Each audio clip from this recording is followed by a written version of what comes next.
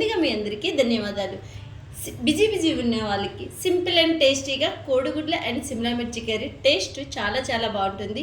అలాగే కోడిగుడ్లు కూడా మనకి ఆరోగ్యానికి మంచిది, అందులో సిమ్లా మిర్చి కూడా ఇంకా మంచిది కదా. సిమ్లా మిర్చిని వండుకోవడం ఎలా అయినా ఆలోచించే వాళ్ళకి ఈరోజు సింపుల్ అండ్ టేస్టీగా ఎలా ఈ కర్రీని ప్రిపేర్ చేయాలనేది ఈరోజు మన కిచెన్లో వీడియో.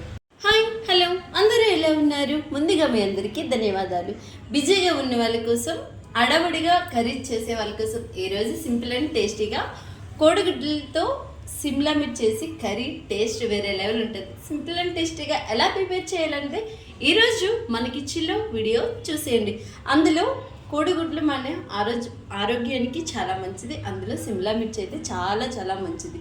ఈ రెండు కాంబినేషన్ టేస్ట్ అయితే వేరే లెవెల్ ఉంటుంది. చూసేయండి వీడియో. ఈ కర్రీ కోసం ఇవి చిన్న ఉల్లిపాయలు కాబట్టి 6 ఉల్లిపాయలు ఆల్రెడీ తొక్క తీసి పెట్టుకున్నాము. 2 పెద్ద సైజు టమాటోస్ పెట్టుకున్నాము. ఈ ఉల్లిపాయలు మనం ఇలా పొడుగ్గా కొంచెం ఇలా ముక్కల మాదిరిగా కట్ చేసుకోవాలి. కూడా ఇలా పొడుగ్గా ఇలా ముక్కల మాదిరిగా ఇలా కట్ చేసుకోవాలి. ఇవన్నీ మనం ఒక బాండీలోకి అయితే తీసుకున్నాము. ఈ ముక్కలు ములిగేలాగా నీటిని అయితే పోసుకోవాలి. 10 ఎల్లుల్లిపాయ రెమ్మలు తొక్క తీయకన్నానే వేసుకోవాలి. అలాగే ఒక 6 పచ్చిమిరపకాయలు, ఇవి మా చెట్టు అన్నమాట, పండిపోయాయి.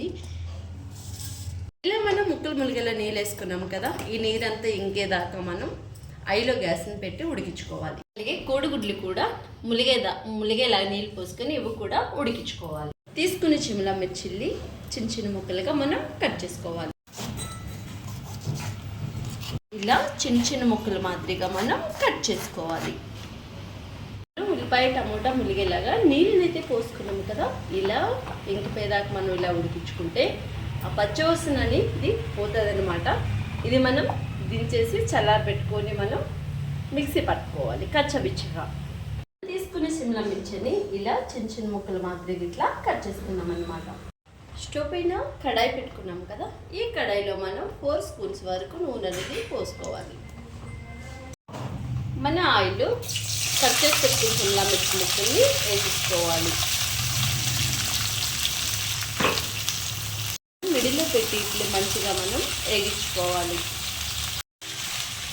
సిమ్లా మిర్చి వేగంగా వేగాలంటే మనం ఎంబడే సాల్ట్ని కూడా మనం యాడ్ చేసుకోవాలి. మన సిమ్లా మిర్చి అయితే ఇలా హాఫ్ బాయిల్ అయిపోయింది. మీకు చూపించిన ఉల్లిపాయ టమోటా ఉడికించుకునేది ఇలా కచ్చాపిచ్చిగా పేస్ట్ చేసుకున్నాం కదా.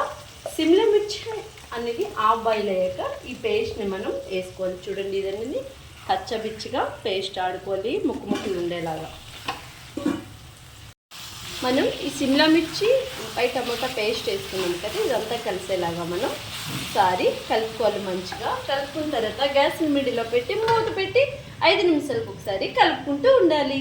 మనం సిమ్లా మిర్చిలో మసాలా వేసుకున్న తర్వాత జస్ట్ 15 మినిట్స్ అనేది ఆ మసాలా అయితే సరిపోతుంది. ఎందుకంటే ఆల్రెడీ మనం పక్కన కుక్ చేసుకున్నాం కాబట్టి, బాయిల్ చేసుకున్నాం కాబట్టి.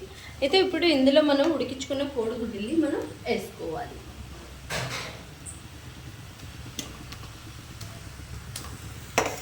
ఇవేమో కొట్టోడు కొత్త గుడ్లు ఇచ్చిస్తున్నట్టున్నాడు, తొక్కలు మంచిగా రాలేదు. తినేసాను అనుకోకుండా తెలియదు.